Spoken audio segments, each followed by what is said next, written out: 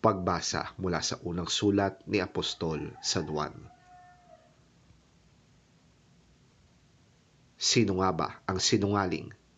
Hindi ba't siya na nagsasabing si Jesus ay hindi ang Kristo? Ang sino mang nagsasabi nito ay ang Antikristo.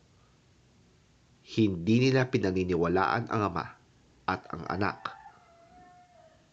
Ang di kumikilala sa Anak ay di rin kumikilala sa Ama.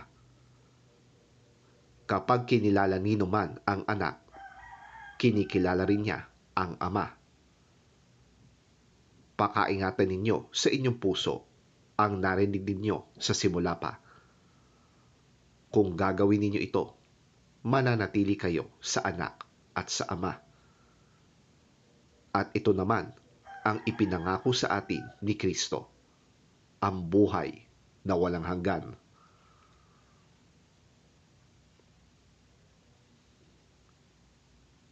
Isinusulat ko sa inyo ito upang bigyan kayo ng babala laban sa mga taong nagnanais na iligaw kayo. Gayunpaman, ang Espiritu'y ipinagkaloob na ni Kristo sa inyo. At habang ang Espiritu'y nananatili sa inyo, hindi ninyo kakailanganing turuan pa kayo ng iba. Ang Espiritu ang magtuturo sa inyo tungkol sa lahat ng bagay. Lahat ng ituturo niya ay totoo at ito'y walang bahid ng kasinungalingan. At tulad ng itinuro ng Espiritu, manatili kayo kay Kristo. Kaya nga, mga anak, manatili kayo sa Kanya upang maging panatag ang ating loob sa muling pagparito niya at nang hindi tayo mapahiya sa Kanya sa araw na iyon.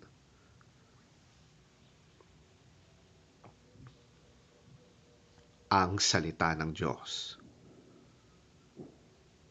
Salamat sa Diyos.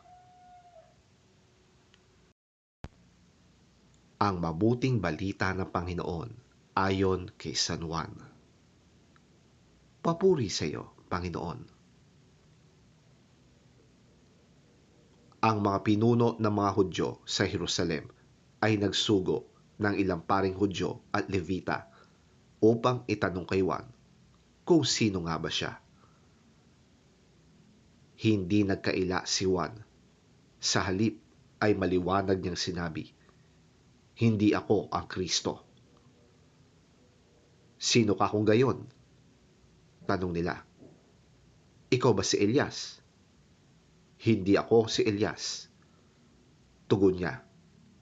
Ikaw ba ang propeta? Sumagot siya. Hindi rin. Sino ka kung gayon? Sabihin mo kung sino ka upang may masabi naman kami sa mga nagsugo sa amin. Ano ang masasabi mo tungkol sa iyong sarili? Tanong nilang muli. Sumagot si Juan sa pamamagitan ng pangungusap mula sa aklat ni Propeta Isaías. Ako ang tinig ng isang taong sumisigaw sa ilang.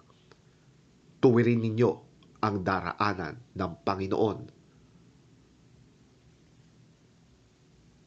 Ang mga nagtanong ay sugo ng mga Pariseo.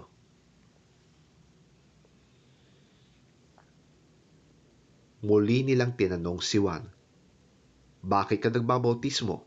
Gayong hindi naman pala ikaw ang Kristo o si Elias o ang propeta. Sumagot si Juan, ako'y nagbabautismo sa tubig, ngunit nasa inyong kalagitnaan ang isang hindi ninyo nakikilala. Darating siyang kasunod ko, subalit hindi man lamang ako karapat-dapat na magkalag ng sintas ng kanyang sandalyas. Ang mga ito'y nangyari sa Betanya, sa silangan ng Ilog Jordan, na pinagbabautismuhan ni Juan.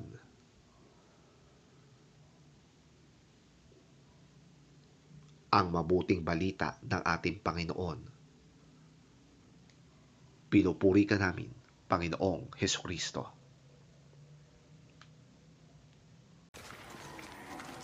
The Jewish authorities in Jerusalem sent some priests and Levites to John. Who are you? John did not refuse to answer, but spoke out openly and clearly. I am not the Messiah. Who are you then? Are you Elijah? No, I'm not. Are you the prophet? No. Then tell us who you are. We have to take an answer back to those who sent us. What do you say about yourself? John answered by quoting the prophet Isaiah. I am the voice of someone shouting in the desert. Make a straight path for the Lord to travel!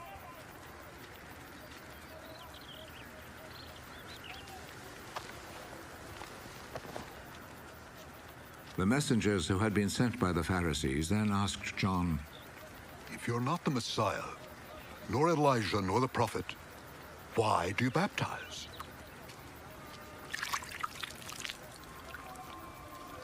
I baptize with water.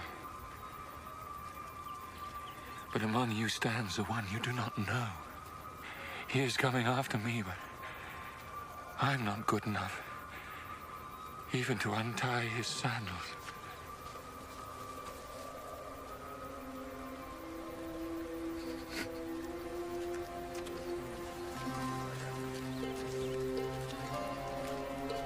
All this happened in Bethany, on the east side of the Jordan River, where John was baptizing.